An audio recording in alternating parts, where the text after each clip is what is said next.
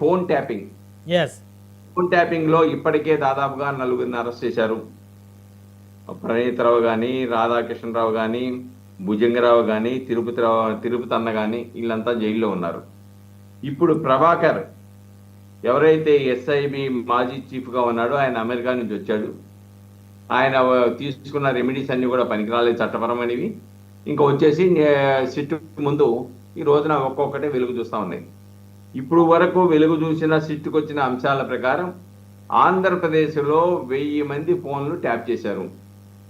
తెలంగాణలో కాంగ్రెస్ కు సంబంధించిన వారి ఫోన్లు 630 650 ఫోన్లు ట్యాప్ చేశారు. ఓకే. దాంట్లో నారా లోకేష్ లేకపోతే చంద్రబాబు నాయుడు, షర్మిల ఫోన్ నెంబర్లు ఉన్నాయి అనేది ప్రధానంగా ఉన్నాయని చెప్పేసి స్పష్టం. గతంలో కూడా షర్మిల గారు ఒకసారి నా ఫోన్లు ట్యాప్ చేస్తున్నారు, నా దగ్గర ఎంప్లాయీస్ ని బెదిరిస్తున్నారని చెప్పేసి గతంలో కూడా ఫిర్యాదు చేసింది ఆమె. కానీ ఆ రోజు ఎవరు పట్టించుకోవాలి.